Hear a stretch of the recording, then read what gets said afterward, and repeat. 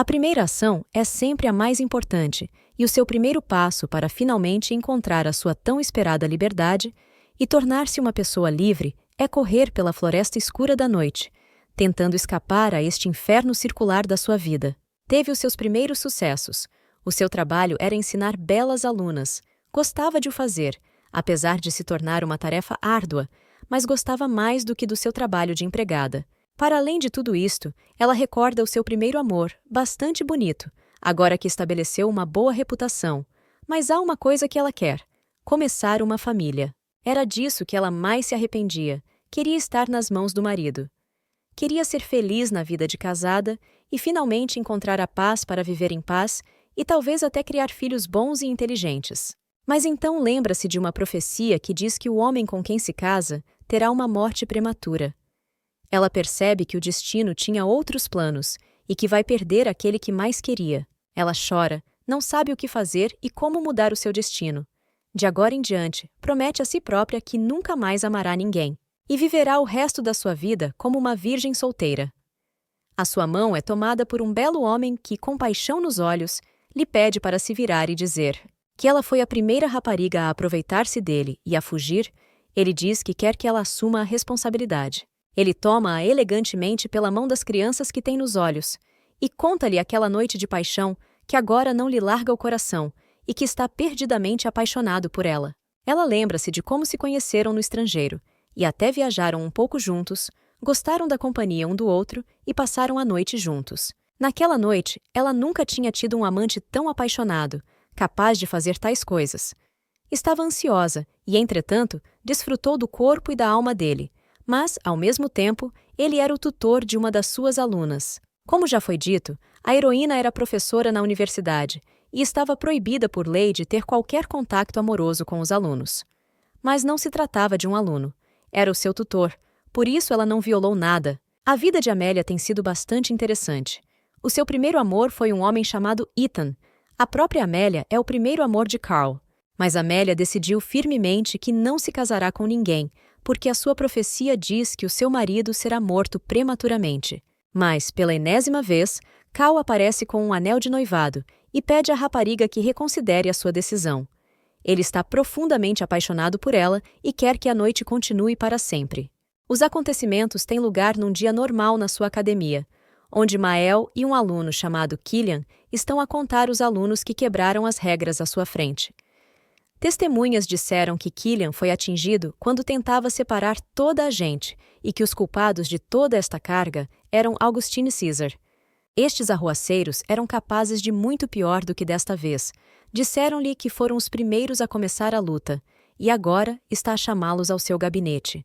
Estão sentados à sua frente, em toda a sua glória de estudantes, já a olhar para ele com os olhos negros, crostas e nódoas negras na cara. César tem a mão no bolso e finge ser o mais fixe, enquanto Agostinho faz figas para mostrar que é o mais delicado. A professora tenta contá-los. Diz que sabe que os quatro são muito próximos uns dos outros, mas mesmo entre os seus melhores amigos, às vezes há brigas. O Agostinho encolhe os ombros e diz que é apenas uma discussão normal e que é apenas uma fase do crescimento de rapazes como ele. Não é invulgar e ela que os compreenda. A rapariga diz: será que o Agostinho acha mesmo que este tipo de comportamento é aceitável no campus? Mas Agostinho responde a César, lançando-lhe um olhar muito astuto, que não quer dizer que nenhum deles se tenha magoado, mas que acha que deixá-los ir embora com uma advertência será mais do que suficiente. A mulher diz: há OS jovens arruaceiros, que no que diz respeito à violência, não há desculpa e que não os pode ajudar a não ser que eles lhe digam a razão do seu comportamento. Quer que lhe contem o seu segredo para que ela possa decidir o que fazer nesse caso. Diz que só quer ter a certeza de que nada mais acontece, ao que Agostinho responde que não lhe diga que é seu dever certificar-se de que o caminho que estão a seguir é o correto. Agostinho levanta-se do seu lugar e tenta convencer a professora a desistir da sua posição, dizendo-lhe por que não o ouve e deixa de tomar conta deles. A mulher diz que não há problema em entrar, e um homem entra e pergunta se os adolescentes ainda cá estão. Ele diz que acha que eles perceberam que o que fizeram foi errado, por que é que a Amélia não os deixa ir embora? O professor protege os jovens estudantes sob a forma de Agostinho e César. O professor diz que a aula está quase a começar. Será que o professor quer que eles se atrasem? Amélia diz ao professor que ainda não percebeu a razão deste comportamento. Mas o professor responde-lhe que ela ainda é jovem, por isso que seja mais flexível. O professor aponta-lhe o dedo e diz-lhe para saber qual é o seu lugar e para não se meter com os alunos da escola normal, dizendo que é uma ordem do diretor. A rapariga não está confusa e diz que concorda, então vai agir de acordo com as regras. Ela diz que concorda com as regras da escola. Lutar na propriedade da escola resulta em suspensão, bem como em reinscrição para o semestre, e impede o aluno de se formar.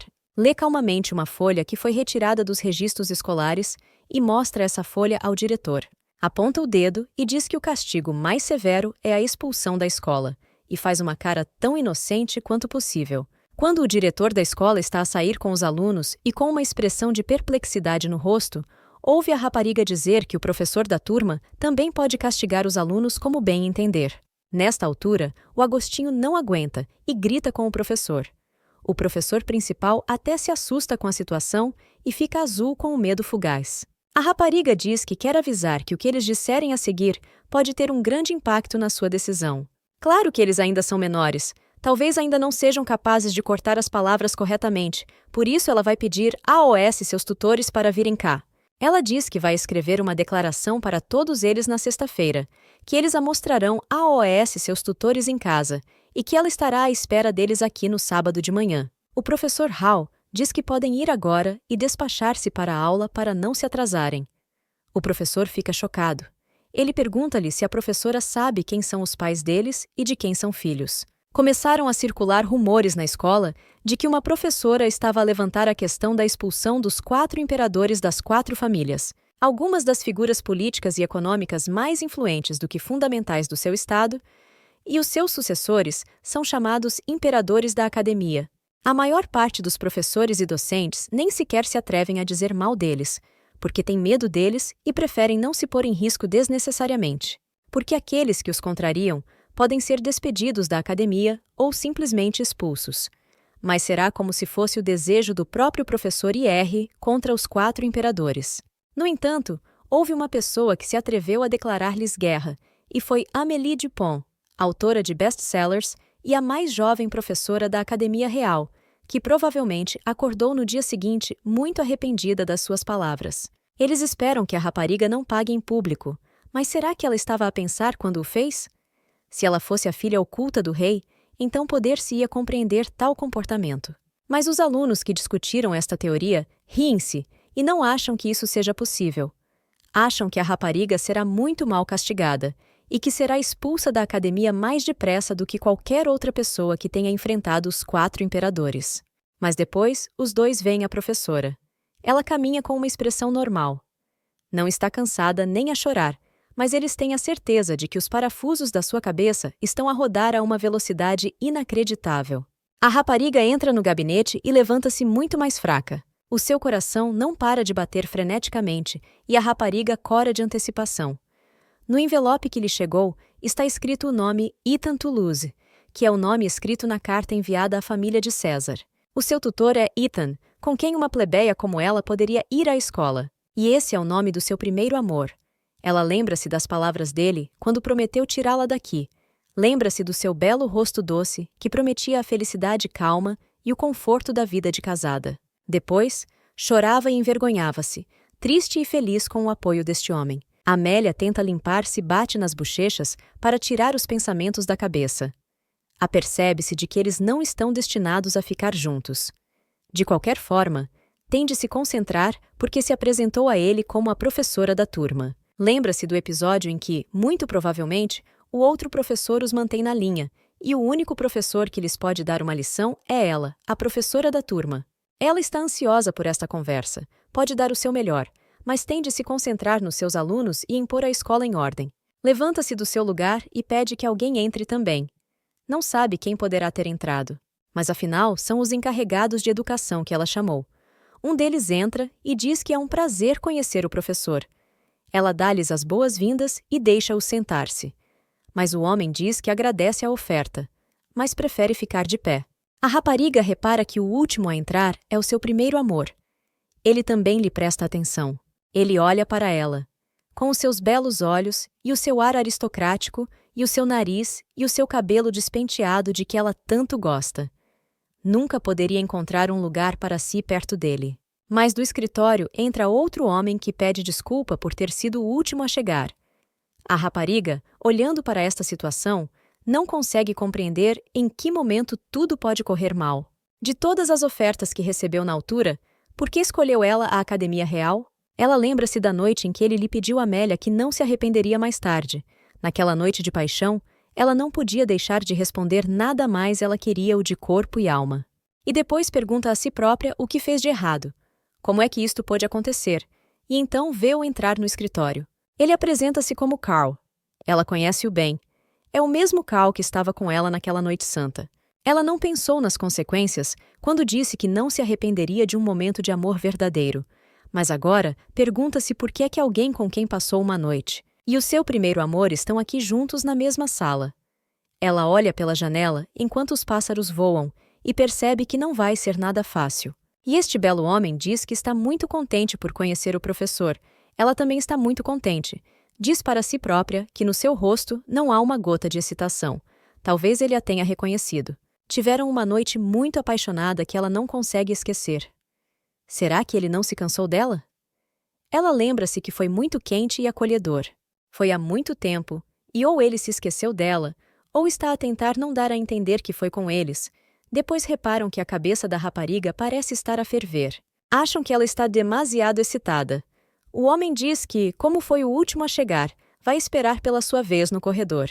Um dos homens pergunta o que aconteceu e por que é que foram chamados. Carl diz que acha que seria melhor falarmos num ambiente mais privado. Sugere que talvez devêssemos falar com o professor separadamente e depois encontrarmos-nos aqui para discutir o assunto em conjunto. Os cavalheiros dizem que seria uma boa ideia. Concordam em fazer isso mesmo, e assim vão-se embora e partilham qual deles será o primeiro e qual será o último.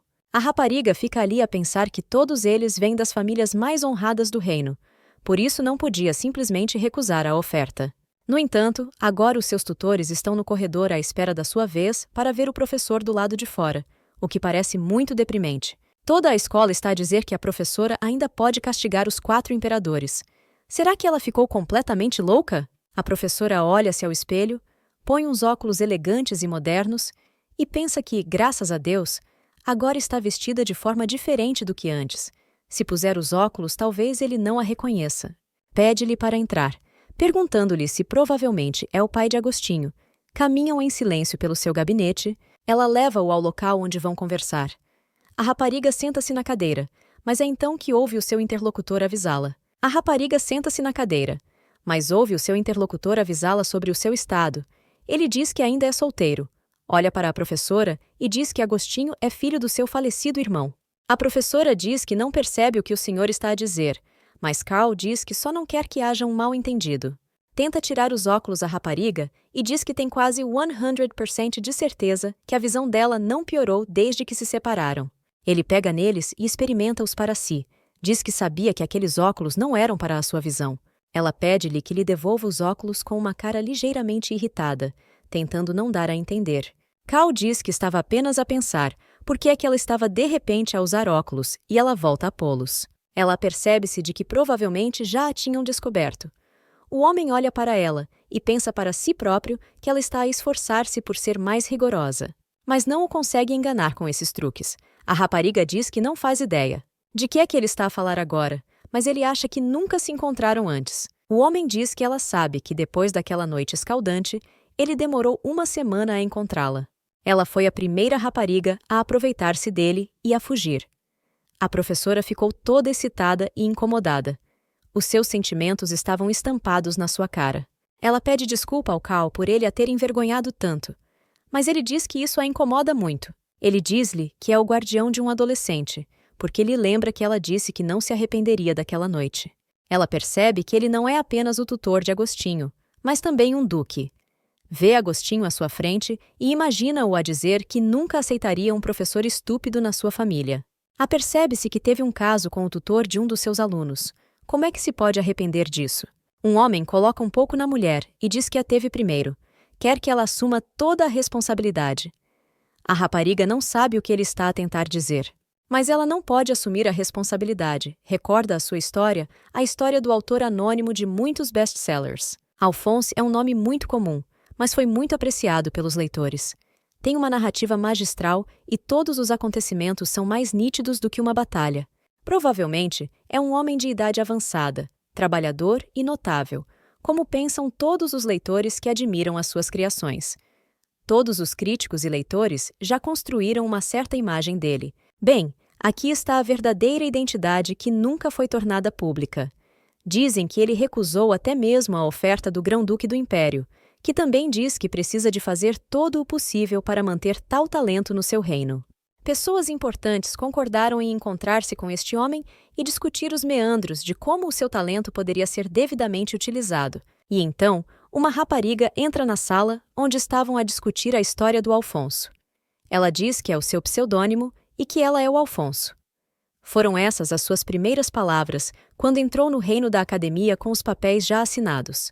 A Academia Real é conhecida por aceitar apenas estudantes e professores do sexo masculino, também conhecida como a Terra Sem Mulheres. Como é que a Sagrada Academia Real aceitou uma professora em tão tenra idade? Depois da sua primeira filha, a princesa, que viria a ser a primeira rainha, o rei também afirmou ser um admirador da Alfonsa de Romanov. O parlamento ainda não se pronunciou sobre o assunto. Por isso, a recusa da SRA. Dupont não lhe servirá de nada. As pessoas tinham a certeza de que ela se demitiria num instante. Pensaram que isso aconteceria assim que ela se apercebesse de que estava na toca do leão. Ela estava bem ciente do que os outros pensavam dela, e só acrescentaria mais óleo se envolvesse num escândalo com o tutor do seu aluno. E agora está à frente do senhor, e diz que este romano não só é um golpe para a sua reputação como professora, como também é pouco ético. Carl pergunta se ela acha mesmo que ele poderia esquecer o rosto da rapariga com quem passou uma noite tão apaixonada, mas ela afirma ainda que ele provavelmente não reparou. Mas os traços faciais dela são muito comuns. No Império de Ash, cabelos castanhos e olhos castanhos, ela parece um membro normal do Império. Por outro lado, o seu primeiro amor tinha exatamente o oposto. Ele tinha aqueles olhos azuis. Como se ela estivesse a olhar para o oceano, eram a prova do sangue azul. Por isso, ela tomou-o por um aristocrata na primeira noite. O homem pergunta-lhe. Conheceram-se mais ou menos noutro país, mas ela diz que nunca viajou para fora do Império. Ele percebe que ela quer brincar com ele quando acorda de manhã, e descobre que a rapariga com quem está passou uma noite inesquecível e desapareceu sem deixar rasto. As palavras não conseguem exprimir o que ele sentiu naquele momento. Ele ficou muito triste na altura. E agora que ela foi finalmente encontrada, ele não a vai deixar ir a lado nenhum. Diz que teria sido melhor contar-lhe que se conheceram esta manhã e se apaixonaram à primeira vista. É o que a rapariga diz. Ela não parece o tipo de rapariga por quem se apaixona à primeira vista.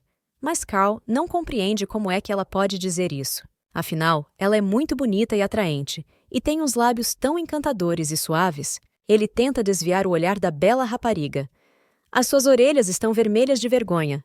Ele diz que há muitas outras razões para se apaixonar por ela se ela fosse a sua professora de literatura quando estudou aqui e tem a certeza de que pode vir a tornar-se poeta. A rapariga pergunta-lhe o que quer dizer com estas palavras, mas ele puxa de um documento qualquer.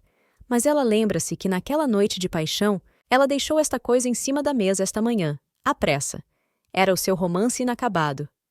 Carl diz com um sorriso que é um grande fã dos seus romances. Ele está a olhar docemente para uma professora que não sabe onde se colocar perante um tipo tão carinhoso. Há 8 anos, vão-se as recordações.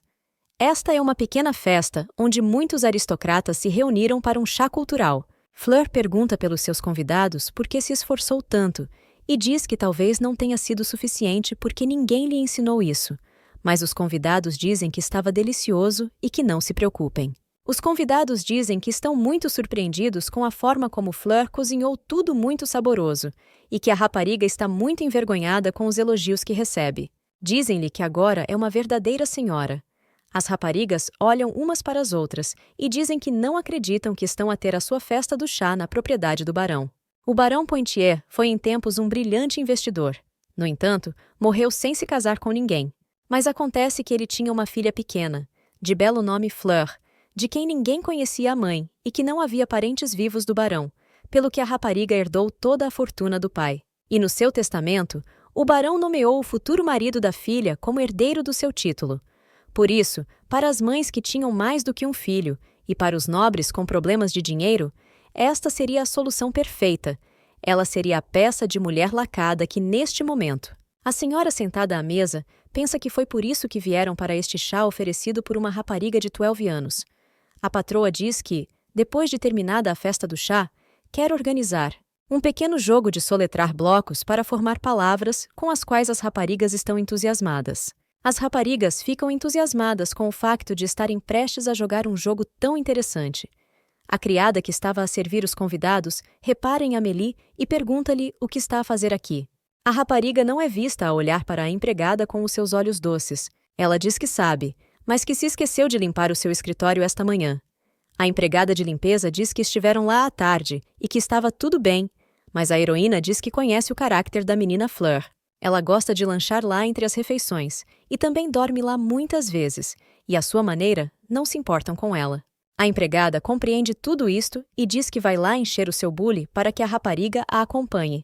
A heroína diz-lhe que lhe está muito grata e que a partir de agora fará tudo o que ela lhe pedir.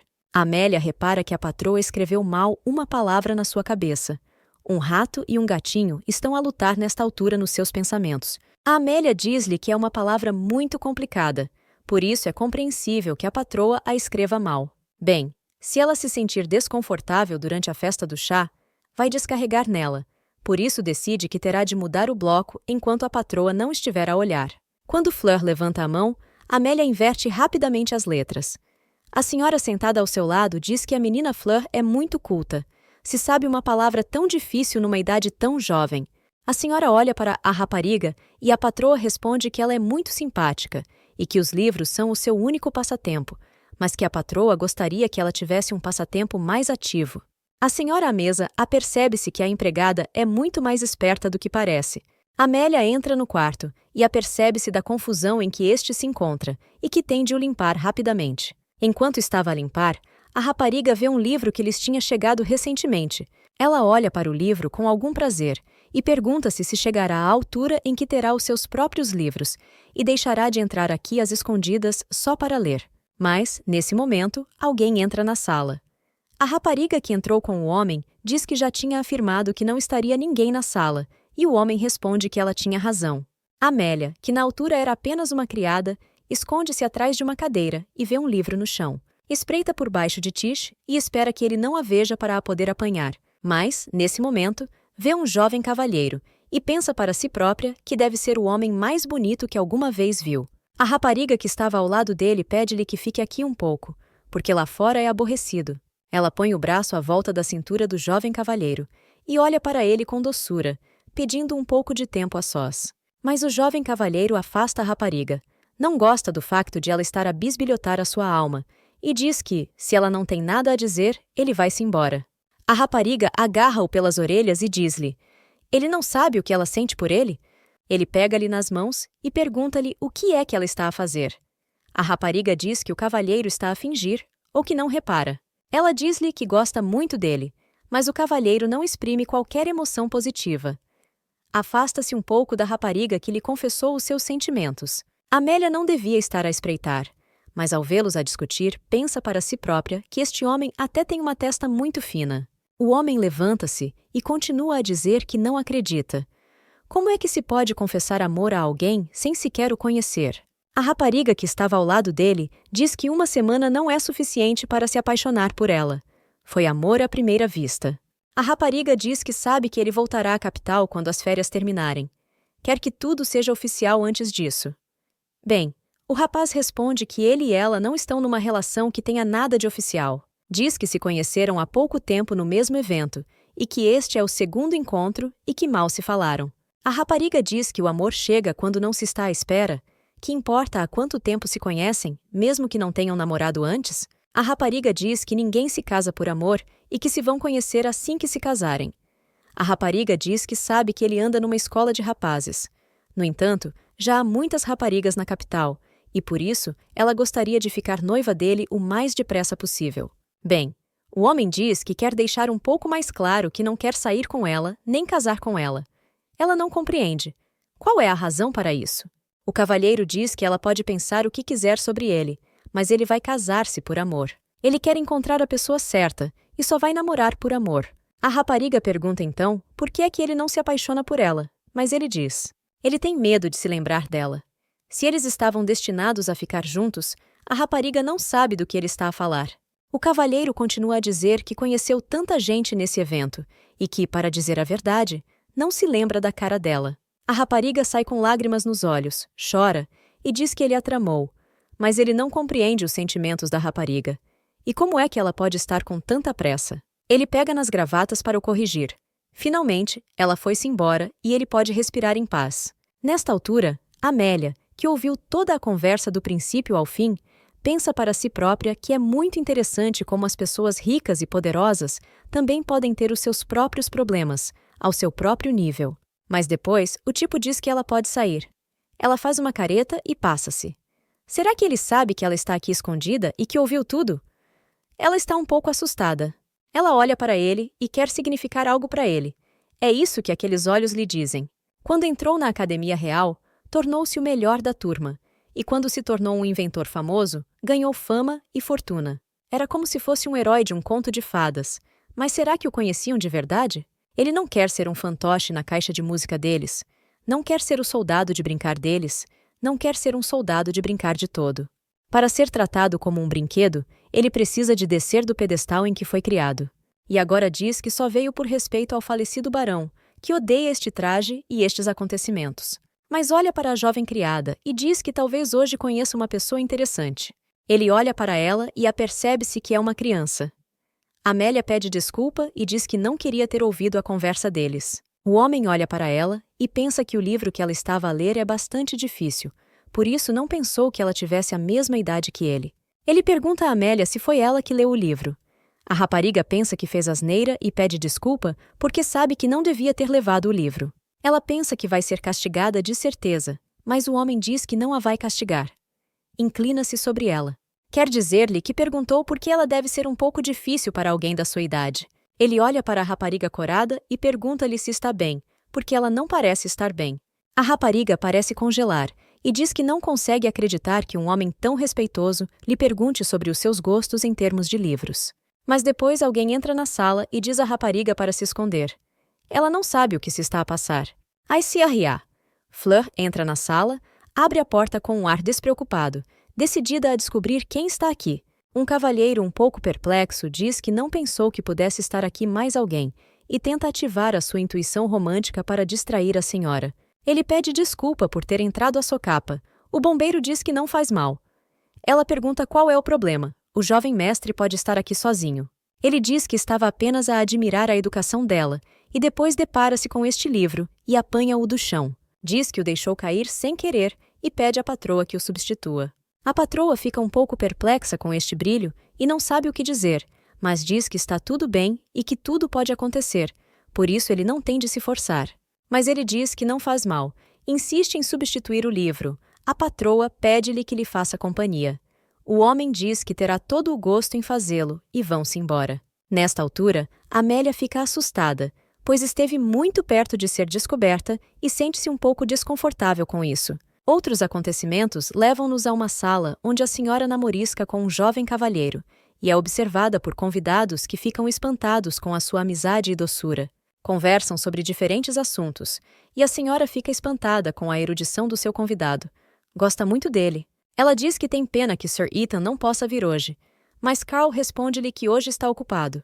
Ele explica melhor, olhando para a senhora, e diz que o Ethan trata de tudo em seu nome, uma vez que ele ainda é menor de idade. A senhora diz que toda a gente sabe disso porque ele parece mais um irmão mais velho do que um investidor. O tipo diz que é porque ele traz dinheiro, e quanto mais o fizerem, mais se aproximam um do outro. A patroa diz que também quer investir quando for adulta. O pai passou-lhe todos os bens, por isso ela vai recebê-los assim que atingir a idade adulta. Carl fica espantado por esta rapariga, apesar de ser muito pequena, falar com muita maturidade, um sinal de sabedoria. Quando a hora estava a chegar ao fim, foi escoltado para fora do evento pela sua senhora e pelos seus criados.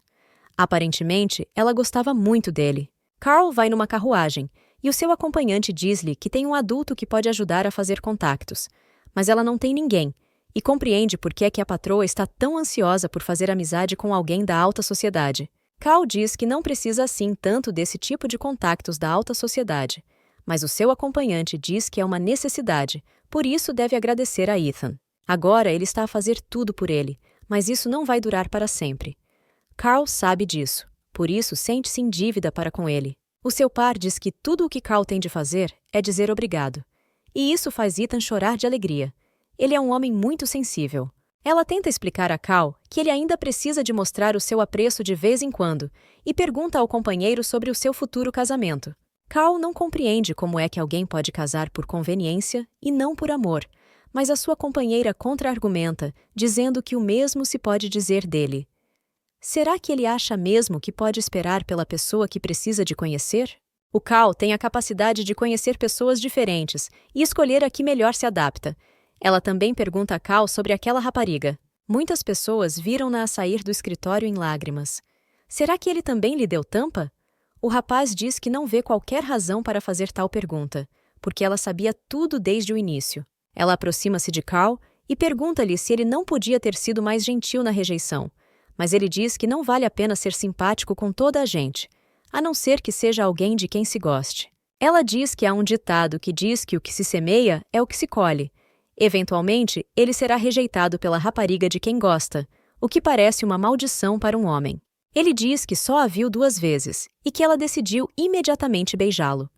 Como é que, num caso destes, se pode recusar gentilmente a companheira, perguntando se ele deixou mesmo que ela o beijasse? O rapaz responde que não deixou que ela o beijasse, que tentou esquivar-se e que ela apenas lhe deu uma bicada na bochecha. A companheira diz que, para ela, já é o primeiro beijo, por isso vai tentar contar à futura mulher dele. Mas ele desvia-se e diz que isso não pode acontecer se ele não a convidar para o casamento, tentando assim intimidá-la.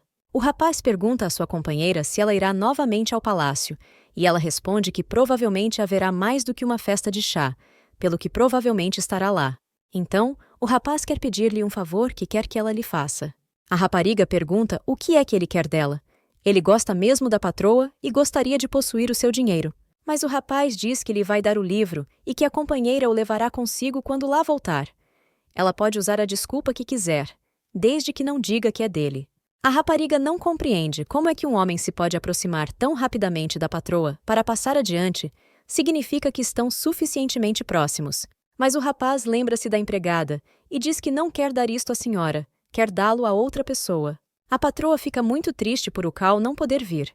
Tem estado à espera dele. Tem o livro nas mãos. O mordomo diz que, tal como já tinha dito, o Carl enviou uma carta a dizer que não podia vir. O mordomo pergunta-lhe se a patroa não sente nada pelo Sr. Carl. Ela diz que parece estar apaixonada por ele, mas o mordomo diz que ele é um plebeu, nada parecido com a patroa. A senhora diz que ele é o melhor da turma sim, e que também é rico sim, e que sabe ler livros complicados como o que ele mandou. Também o acha muito bonito, e imagina que ele lhe chama querida Fleur. Enquanto a patroa é fã de Carl, o mordomo lembra-lhe o Ethan Bruto da casa de Toulouse, considerado um investidor tão brilhante como o barão foi em vida. Enquanto as criadas estendiam a roupa, estavam a falar sobre o facto de o mordomo ter falado com a senhora sobre ela e os seus potenciais pretendentes, e agora toda a gente na cozinha está a falar sobre isso. As raparigas dizem que estas coscovilheiras são como gaivotas em cima de um peixe, quando há um tema de conversa. Amélia ficou muito surpreendida quando, enquanto estava já a trabalhar, a senhora que tinha vindo com Carl na última reunião se aproximou dela. A patroa diz que precisa de alguém para lhe fazer um recado. Pergunta às criadas se importam de lhes roubar uma rapariga por um momento, e elas dizem que essa rapariga é muito inexperiente e que pode não ser muito útil à patroa. Dizem que ela ainda é iuna e que precisa de ganhar experiência, e perguntam-se como é que uma patroa assim pode estar na lavandaria. Mas a patroa diz que a rapariga se vai sair bem e que já podem ir embora. Amélia olha para a bela patroa e pergunta-se como é que uma rapariga tão escultural pode precisar dela. A rapariga entrega um livro a Amélia e diz-lhe que, apesar de ser uma pessoa tímida, conseguiu ir pedir-lhe um autógrafo. A heroína apercebe-se de que este é o livro que ela queria ler em segredo durante a festa do chá. Está muito confusa e não percebe por que é que a patroa decidiu dar-lhe o livro e o que é que ela lhe pode dever.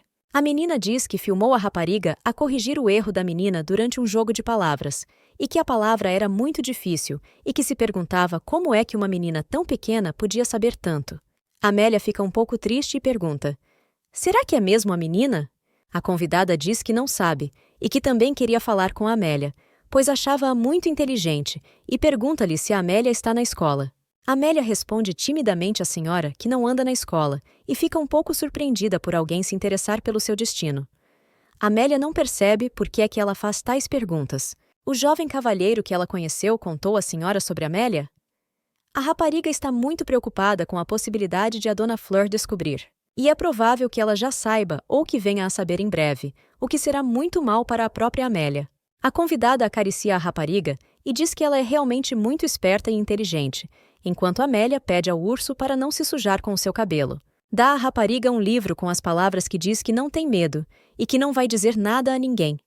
Ela aguentou-o porque pensou que poderia gostar muito dele, mas a rapariga diz que não pode aceitar que não tem o direito de aceitar nada de Milady. Dizem que, se é assim, então a prenda é um peso para ela, então há outra coisa a fazer.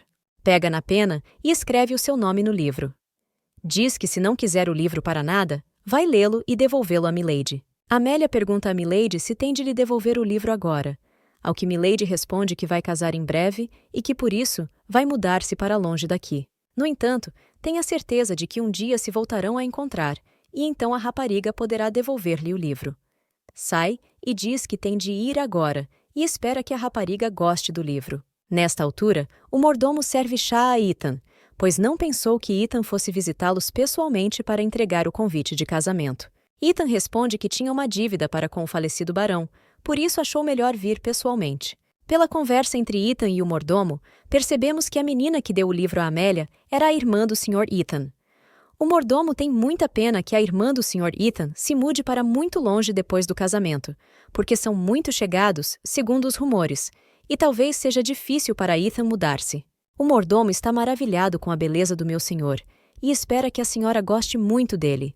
Entretanto, Ethan diz que não é assim tão mal estar longe da família, pois as pessoas costumam dizer que a distância torna o coração de uma pessoa mais terno. O mordomo ri-se e diz que o cavalheiro tem um bom sentido de humor e compreende que o cavalheiro é muito inteligente e que é um crime ser tão perfeito. Entra na sala a patroa, que pede desculpa por ter feito esperar Ethan. Já pediu ao OS empregados que preparassem a comida e pede a Ethan que a deixe acompanhá-lo à saída. Sentam-se para comer e, nessa altura, o mordomo aproxima-se da senhora e diz-lhe algumas palavras ao ouvido. A senhora, ao ouvir uma notícia tão grave, olha com raiva para o mordomo. Os seus lábios finos tornam-se ainda mais finos. Deve estar muito zangada por ouvir tal notícia. Ela põe um sorriso bonito e diz que quer pedir desculpa ao Sr. Ethan porque tem um assunto urgente que não precisa de tratar. O Sr. Ethan já vê as portas a fecharem-se atrás das quais a patroa entra. Diz que compreende e não se atreve a atrasá-la. Está um pouco confuso porque pensava que era para a patroa que cancelaria qualquer negócio para ele, mas aparentemente ela tem coisas mais importantes para fazer. Os criados alarmados mostram a Dona Fleur que o livro que costumava estar na prateleira desapareceu. A Dona Fleur fica muito zangada e diz que tem de chamar Amélie. Disse que agora não é muito importante, por isso a patroa tem de voltar à sala de jantar para falar com o patrão. Nesta altura, Fleur morde o dedo e não consegue acreditar que Amélie se tenha atrevido a roubar o seu livro. Tende a pôr no seu lugar imediatamente. Amélie é arrastada para uma sala e diz que roubou o livro, mas Amélie responde que está inocente. Mas a SRA. Fleur tem um argumento para isso. Mostra um livro que desapareceu da sua estante e que estava nos objetos pessoais de Amélie. A patroa acusa a militar de ser não só incompetente como criada, mas também de ser uma ladra. Não tenta justificar-se dizendo que não foi ela que o roubou. A rapariga cai de joelhos e confessa, com um coração sincero, que não roubou o livro à patroa, mas esta diz-lhe que sabe quanto Amélia ganha e que pode calcular que ela não teria o suficiente para comprar um objeto tão caro. Amélia apercebe-se que se disser à patroa que o livro lhe foi oferecido por Lady Camila, irmã de Carla, esta desfaz-se em pedaços na mesma hora. Dona Fleur manda a criada segurar Amélia e diz que os mentirosos devem ser castigados porque este livro é muito especial para ela.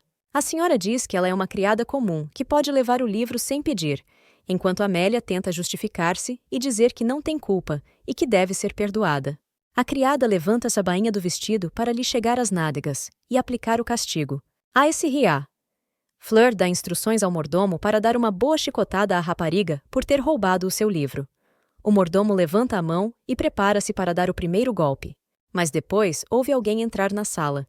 Fica um pouco confuso, vira-se e vê o cavalheiro. O Sr. Ethan pergunta o que é que se passa aqui. Ele está claramente chocado com o que vê à sua frente. Não gosta desta imagem. A Sra. Fleur pergunta-se como é que o patrão chegou aqui. Muda imediatamente de cara e fica muito simpática e bonita, como se há segundos atrás não estivesse a tentar chicotear a sua criada nas nádegas nuas. O patrão volta a perguntar por que é que tentou castigar a criada. O que é que ela fez? O mordomo começa a justificar-se e diz que a sonsa roubou o livro da menina Fleur. Por sua vez, pelo contrário, tentou fazer tudo para atenuar o castigo que os chefes dos criados lhe atribuíram, formulação de que Ethan não gostou muito. Ele viu a menina Fleur a tentar atenuar o castigo, sentada no sofá com um sorriso de satisfação. Era mesmo assim que ela estava a tentar evitar uma tarefa. Queijo Ethan atravessa a sala até ao livro que era o tema da conversa, abre-o e vê as páginas com a assinatura. Olha para todos à sua volta com surpresa e diz que o livro lhe pertence. Diz que estava a passear pelo corredor há pouco tempo e que se deparou com os aposentos dos criados, que foi onde o deve ter deixado. A.S.R.A. Fleur pergunta como é que isto pode ter acontecido. É difícil de acreditar. O Sr. Ethan pergunta quando é que compraram o livro. O Sr. Ethan abre o livro e mostra que este exemplar estava na primeira edição e foi assinado pelo autor antes de ser enviado a um conhecido próximo, e como se pode ver, está assinado pela irmã do Sr. Ethan. O mordomo fica estupefacto, a pensar como é que isto pode ter acontecido e onde está o exemplar de Miss Fleur. E depois, o mordomo vê qualquer coisa debaixo do sofá. Repara que o livro da S.R.A. Fleur está no sítio onde ela o deixou cair, no local onde o tinha estado a ler antes. Aquela cena em que o almoço da S.R.A. Fleur é trazido e ela atira o livro descuidadamente, e o último cai no chão exatamente onde estava. O mordomo limpa a garganta e tenta explicar que provavelmente houve um mal-entendido. Diz que vale a pena acabar com isto e que se vai certificar de que as criadas não voltam a ser castigadas. O Sr. Ethan diz que há outra razão para ter vindo hoje. Tem medo que a irmã se sinta sozinha quando casar e se for embora. A irmã disse que, da última vez que cá esteve, encontrou uma criada de que gostou e mandou-o pedir-lhe que convidasse a Amélia para ir à casa da irmã. Os olhos do Sr. Ethan mostravam que ele estava a dizer silenciosamente a Amélia que a ajudaria a fugir daqui. O mordomo sugeriu que discutíssemos este assunto num lugar mais confortável. A rapariga pensa que a vida é realmente misteriosa. O livro de Lady Camila foi um verdadeiro conforto na sua vida difícil. E agora o queijo Ethan diz que vai fazer da vida dela um paraíso. Ambos sabem como levar uma rapariga às lágrimas, pensa Amélia. À noite, antes de adormecer, pensa para si própria que é difícil acreditar no seu novo serviço como senhora. A vida de Camila vai mudar muito a partir de amanhã. O mordomo incentiva os criados a ficarem debaixo do quarto onde Amélia dorme. O mordomo diz que eles têm de se lembrar de quando fizeram todo o trabalho, para não se esquecerem de apagar o rasto. Sir Ethan é um verdadeiro cavalheiro, por isso é provável que fique calado. Eles não podem deixar que o resto do mundo conheça a verdadeira Miss Fleur. A reputação dela ficará arruinada se a alta sociedade descobrir que ela anda a bater nos criados. É melhor livrarmos-nos de Amélia antes que isso aconteça. O mordomo acha que a reputação da patroa é mais importante do que a vida de uma criada vulgar chamada Amélia. Uma rapariga está a dormir tranquilamente depois de um dia de trabalho duro, quando ouve um barulho e, de repente, entram de rompante. Ela grita assustada e depois escurece. Não consegue ver nada, não se consegue mexer. Alguma coisa a está a prender. Será que é o cobertor de que precisa para se libertar? Amélia procura um ponto, se ao menos o conseguisse rasgar, mas consegue e vê o luar noturno. Acontece que a rapariga vai numa carruagem e não sabem para onde a podem levar. Ela decide que a melhor maneira seria saltar daqui para fora, e assim o faz, e depois rola no chão, com os arbustos a rasgarem-lhe a roupa e a ensoparem-lhe a pele. A rapariga está deitada no chão, toda ferida. Nesse momento, apercebe-se de que o mundo não é um conto de fadas. Não haverá nenhum príncipe encantado disposto a fazer tudo para salvar uma donzela em perigo. Está feliz por este ser provavelmente o seu primeiro passo para a felicidade. E agora tem uma razão para viver. Olha para as estrelas e para o céu do espaço noturno, e apercebe-se de que precisa de reunir toda a sua coragem e fazer o que for necessário para ser feliz.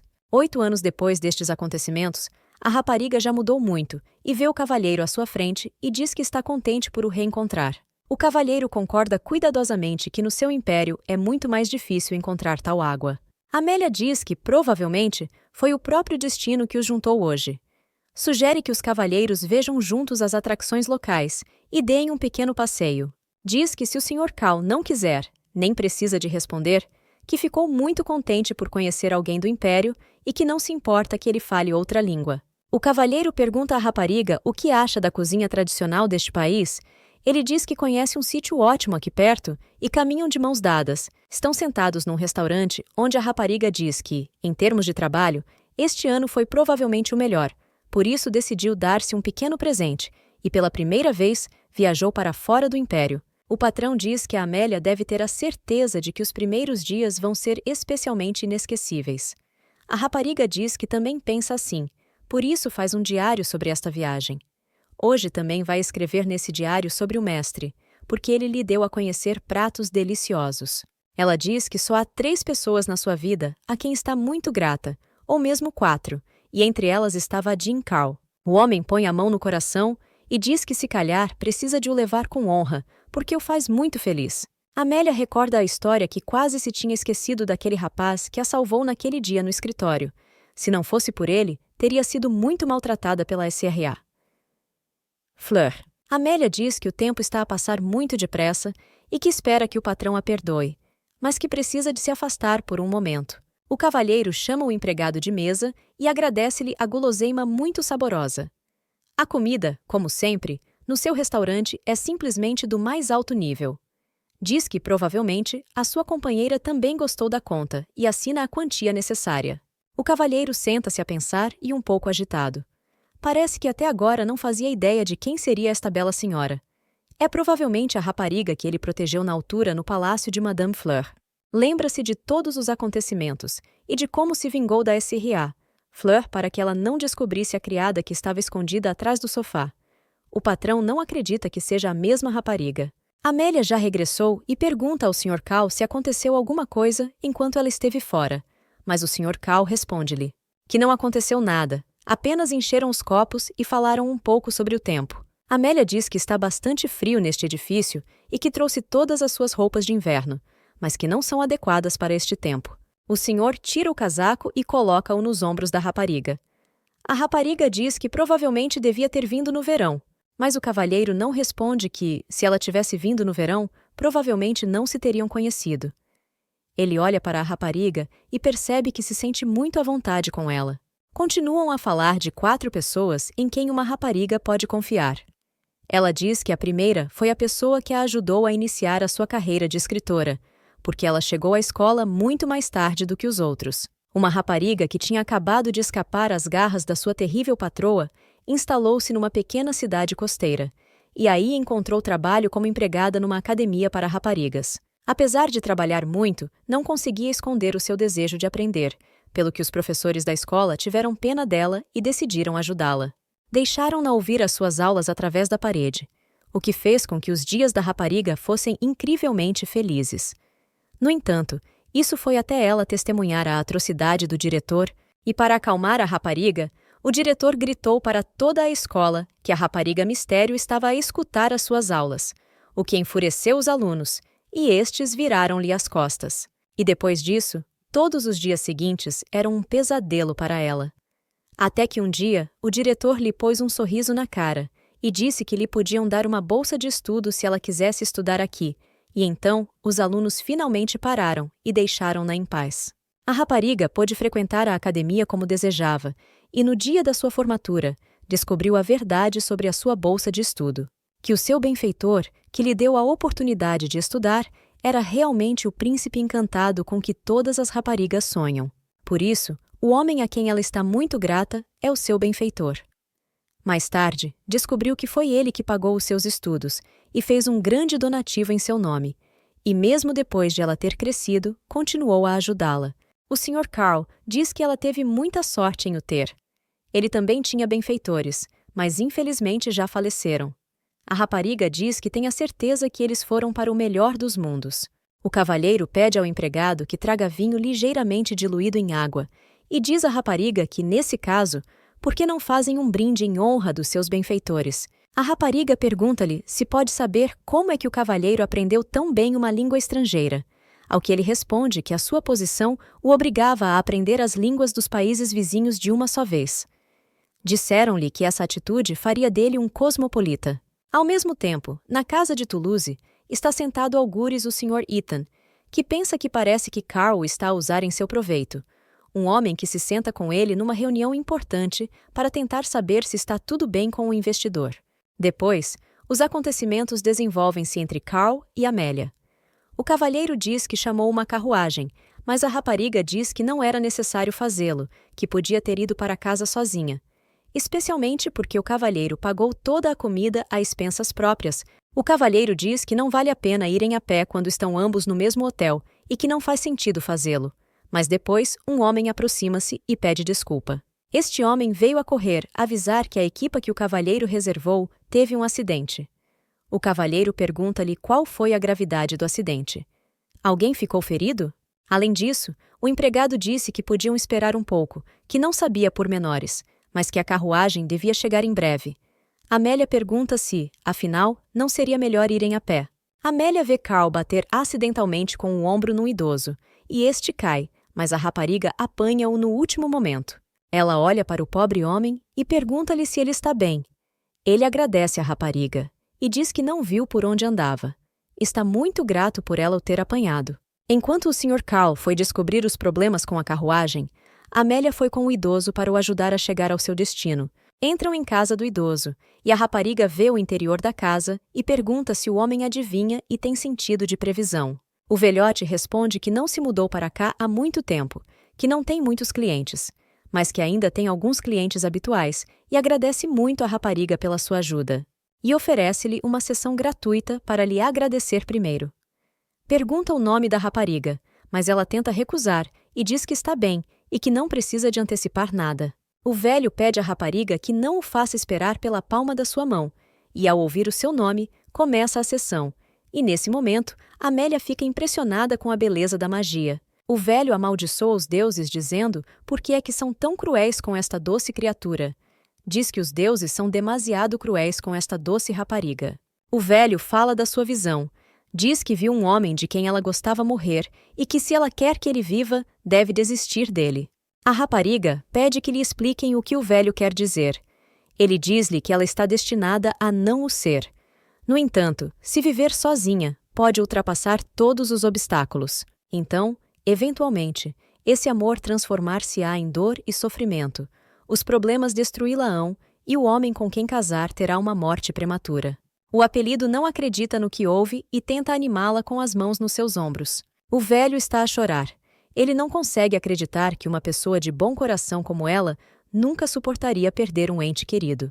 Durante a noite, Amélia levanta-se e escreve na sua folha que Ethan tinha razão quando dizia que esta cidade não era má. Ela escreve esta carta para que o Senhor saiba o que pensa dele. Mas nesse dia, quando estava ao pé do velho, tentou perguntar-lhe toda a verdade e disse-lhe que a adivinhação era para ser divertida e que ele não a devia ter assustado tanto. A rapariga vê que o velhote está muito assustado e pede-lhe para parar. Começa a olhar em volta e a procurar o seu lenço. Volta-se para trás e vê uma tapeçaria pendurada na parede e recordações do passado vêm-lhe à memória. Lembra-se de ter cumprido o castigo da sua senhora Fleur e de ter ficado de braços levantados durante várias horas. A senhora Fleur ordenou-lhe que recuperasse a coisa depois de ter cumprido o castigo. Afinal, era uma revista que falava de um profeta que diz sempre a verdade e é mundialmente famoso. A rapariga não consegue conter as lágrimas e o desespero e vai-se embora, pensando que, se uma tal profecia foi feita por um profeta tão famoso, é provavelmente a triste verdade a que não se pode escapar. Mas então Carl vê-a. Ele pergunta à minha senhora onde é que ela esteve.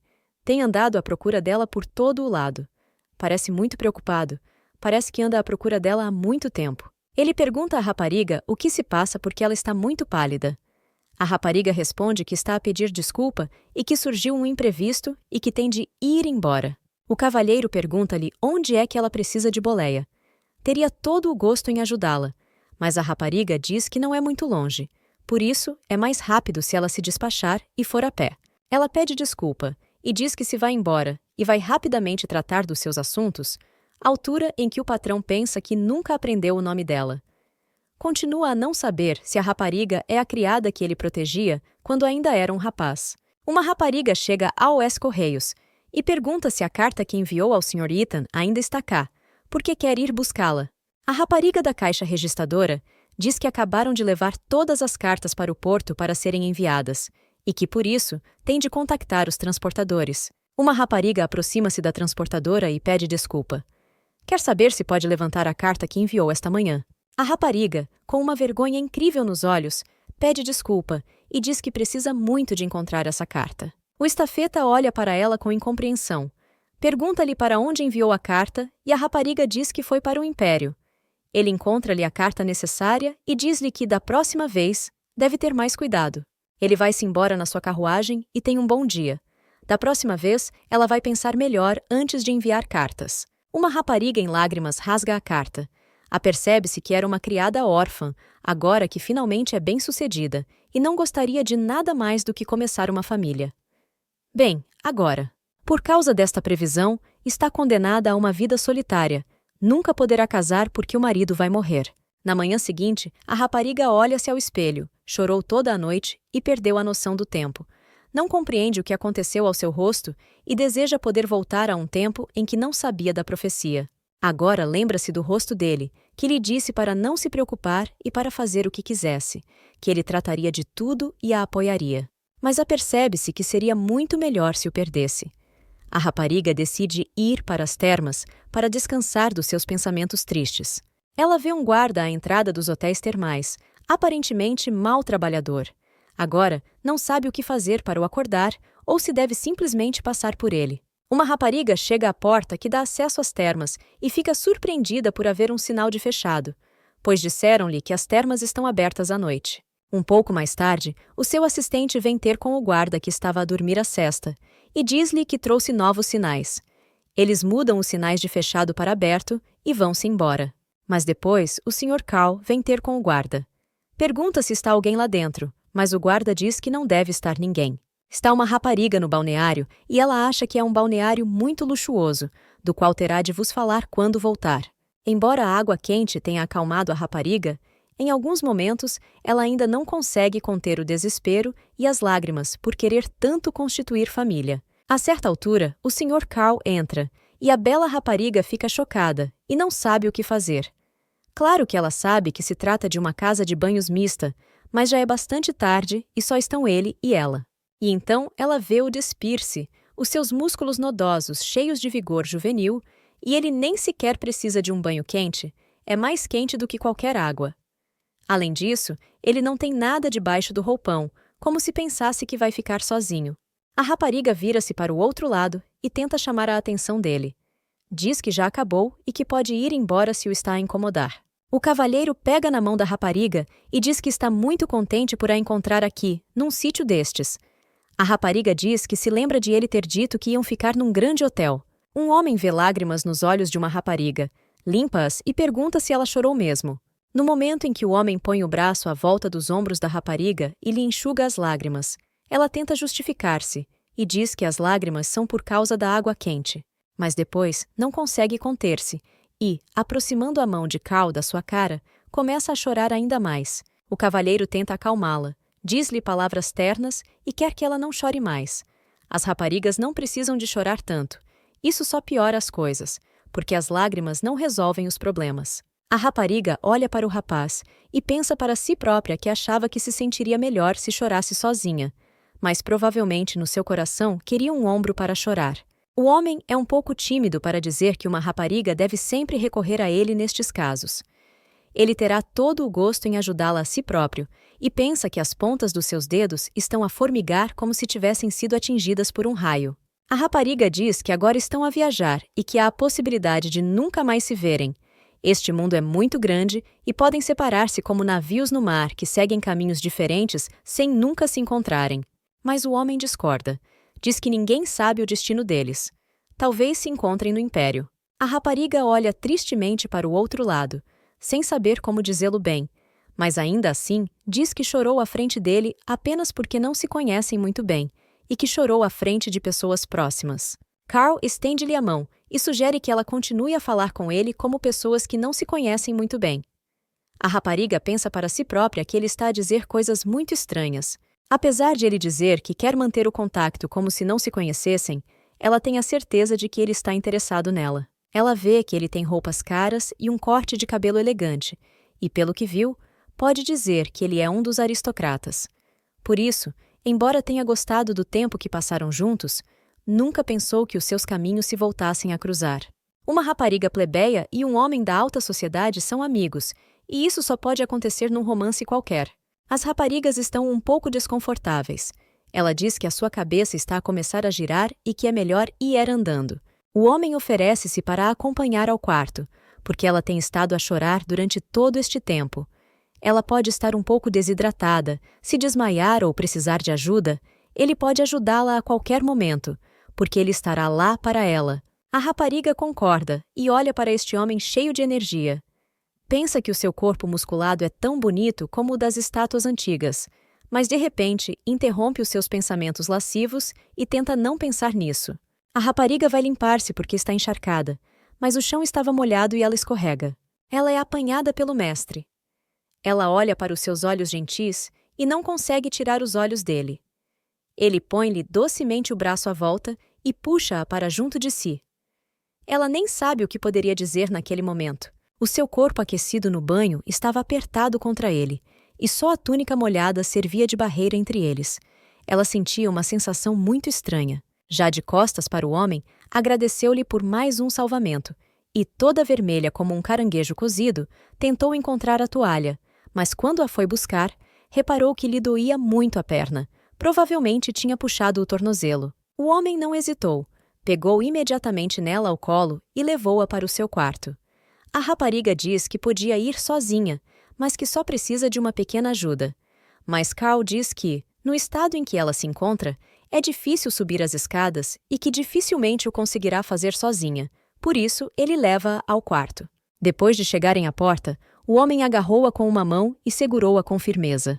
Depois de abrir o quarto, a rapariga ficou muito surpreendida por ele ser tão forte e conseguir segurá-la com uma mão. Aparentemente, o homem está obviamente envolvido em desportos, embora os aristocratas estejam constantemente ocupados a trabalhar, mas aparentemente para ele não é um problema manter a sua forma em excelentes condições. Ele leva-a para a cama e pensa para si próprio. Será que ela precisava assim tanto do seu calor? De alguma forma, sentia-se vazio por dentro sem o seu abraço. O rapaz diz que leva sempre consigo um estojo de primeiros socorros quando viaja. Por isso vai embrulhá-lo um pouco para que o tornozelo não lhe doa tanto. A rapariga pergunta a si própria. Será que ele se magoa tantas vezes e, no entanto, quando sente o seu toque, apercebe-se da delicadeza dos seus dedos? O homem diz que seria melhor ela ir ao médico amanhã. E enquanto ela tem de sair, a rapariga pergunta-lhe se ele já decidiu ir embora. Ela olha para baixo, envergonhada, e diz a um homem para passar a noite com ela. Ele diz que pode tomar conta dela durante a noite, mas que pode ser estranho para ela, uma vez que ele é um rapaz e ela uma rapariga. Amélia diz que quer passar esta noite com ele. Pergunta-lhe enquanto lhe toca no pescoço e diz carinhosamente se ele a quer, sonha estar em seu poder, encontrá-lo e que ele a encontre. Olha para ele e percebe que este é um momento que nunca esquecerá, daquele que lhe dará conforto, calor e carinho neste momento. Se ela sabe do que está a falar e o que significam aquelas palavras, naquele dia estavam num país chamado Arsétia, um país de amor e paixão, mas a rapariga nunca tinha conhecido ou feito amor com ninguém, mas agora nem sequer pode sonhar em casar-se. Então para que preocupar-se? Ela sussurra ao ouvido de um homem e diz que ouviu dizer que os homens podem passar a noite com alguém mesmo, que não sintam nada por essa pessoa. Ele põe o braço à volta dela e diz que são apenas estereótipos. Alguns homens querem encontrar o amor para toda a vida, e algumas raparigas não têm problemas em desfrutar de encontros de uma noite para o resto das suas vidas. Ela diz-lhe que o Cal pode sempre dizer-lhe que não. Demasiado presunçoso para sequer pensar que ele pode não querer beijar alguém que não ama, por isso pode simplesmente esquecer. Por um segundo, Cal fica surpreendido, mas mesmo assim, aperta a rapariga contra si e beija-a apaixonadamente. Coloca-a na cama, acariciando-a suavemente. Há muito que queria encontrar este momento em que estariam juntos e se amariam toda a noite. Viu estas cenas quando ainda estavam sentados no café a beber vinho. Agora quer tornar-se o vinho e entrar nesta rapariga, cujo nome nem sequer sabe. Ele perguntou-lhe se ela tinha a certeza de que não se arrependeria mais tarde. Eles tocaram os seus corpos. Este amor era muito mais bonito do que o escrito nos romances. Podia-se sentir a alma de uma pessoa através do toque, da pele, dos beijos e dos cheiros. Ele beija-lhe suavemente as mãos e os dedos. A rapariga pensa para si própria que tem medo do que possa acontecer a seguir.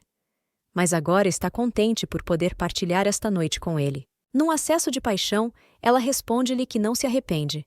Bem, ou assim ela pensou naquele belo momento em que os seus corpos estavam tão próximos que aparentemente aproximaram as suas almas. Agora este aristocrata estúpido apaixonou-se por ela, e ela não quer perder a sua pureza e o seu emprego por causa do seu caso com ele. Ela tem de explicar de alguma forma a este cavalheiro que eles não têm escolha, e também uma previsão que não dá esperança de escapar e finalmente começar uma família. Os acontecimentos desenrolam-se já no gabinete do professor, quando ela recebe Cal como responsável pela tutela do arruaceiro Augustin, que se senta à sua frente e lhe mostra o romance inacabado que ela esqueceu nessa manhã, quando saiu do quarto onde o deixara sozinho depois daquela noite de paixão. A rapariga lembra-se que o desaparecimento do seu romance manuscrito foi descoberto quando regressou ao Império, e como é que ele o tinha conseguido levar. Agora, todo entusiasmado com a sua descoberta, sentado à frente dela, o homem diz que encontrou o seu manuscrito. Ele não saiu do hotel sozinho. Disseram-lhe que o diário manuscrito tinha sido encontrado no quarto da sua companheira e pediram-lhe que lhe o entregasse. Na altura, ficou muito entusiasmado e, quando o releu, soube desde a primeira frase quem era a autora deste romance, e depois quando soube que ela se tinha tornado professora aqui. Soube logo que tinha de lhe o dar pessoalmente. A professora fica envergonhada e agradece a Cal por lhe o ter trazido. Ele olha para ela e diz: se eles lidaram com isto, então talvez possam decidir o que é que o Augustine fez. Este exame foi criado por uma razão. A sua verdadeira razão era impedir que sucessores inadequados governassem o país, para que não criassem a ruína a partir dele.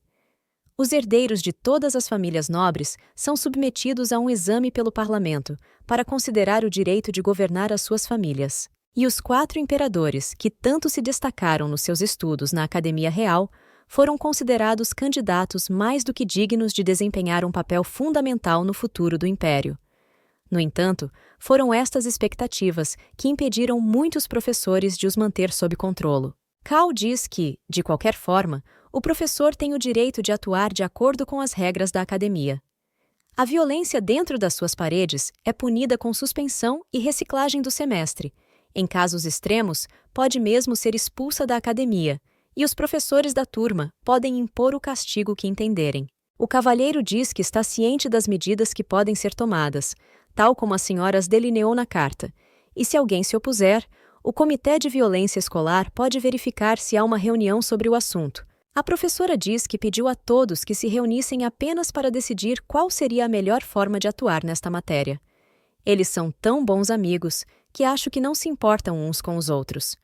O senhor diz que eles danificaram a propriedade da escola e interromperam as aulas. Diz que algo semelhante aconteceu quando ele era jovem e que, quando era estudante aqui, um plebeu que tinha uma bolsa de estudo foi acusado e prontamente expulso. Se o seu herdeiro se safar com o facto de poder expulsar qualquer aluno com facilidade entre as pessoas, haverá um rumor de discriminação e desigualdade para com a população mais baixa, e ninguém quer que esta instituição seja considerada um lugar onde reina a injustiça. A rapariga comenta que ouviu dizer que todos os 4 são herdeiros de grandes famílias e que a exclusão vai, naturalmente, afetar muito a sua reputação e pôr em causa a sua candidatura durante o exame de qualificação. Carl diz que pode assumir a responsabilidade como tutor de Agostinho. Sentiu pena do sobrinho, que perdeu os pais ainda tão novo, Por isso deu-lhe tudo o que ele queria e nunca lhe negou nada. Aparentemente por estar demasiado ocupado com o seu trabalho e com os seus deveres de tutor, por isso acha que deve assumir a responsabilidade. Na academia, como desculpa para não ir à casa durante as férias, recebi um relatório sobre ele e o seu progresso. Senti que ele continuava a ser o mesmo rapaz de coração mole que era. Por isso foi um grande choque para o Cal quando ele descobriu a situação. A professora diz que não pode tomar nenhuma decisão até falar com o tutor de César. Mas Cal diz que ela não precisa de se preocupar com ele. Eles conhecem-se muito bem. A professora apercebe-se que, como são todos da alta sociedade, devem estar nos mesmos círculos. O homem diz que se os rumores sobre os 4 imperadores e o facto de estarem a causar estragos na academia tivessem chegado ao nosso primeiro-ministro, ele teria concordado com a sua decisão. A rapariga diz que também ouviu dizer que o primeiro-ministro é um homem muito honesto e justo. No entanto, Sir Toulouse não mencionou nada sobre a expulsão de César. Carlos diz que vai ficar tudo bem. Ele próprio irá falar com Ethan. Carlos diz que ele e Ethan se conhecem há muito tempo, há pouco menos de 10 anos. Amélia pergunta-lhe que ouviu dizer que Agostinho e César são os únicos herdeiros das suas famílias, mas o homem diz que isso não é bem verdade, que tudo mudará quando ele casar e tiver filhos. E a irmã de Ethan é casada com o primeiro-ministro, pelo que a possibilidade de terem filhos juntos também não pode ser excluída. O professor apercebe-se de que tais palavras magoam muito as crianças, mas elas só se podem safar porque são os herdeiros das suas famílias. Se perceberem que podem ser substituídos nesta posição, então talvez consigam recompor-se. Dão um aperto de mão e o homem diz que agora é um dos maiores contribuintes da academia e que também faz parte da direção da escola.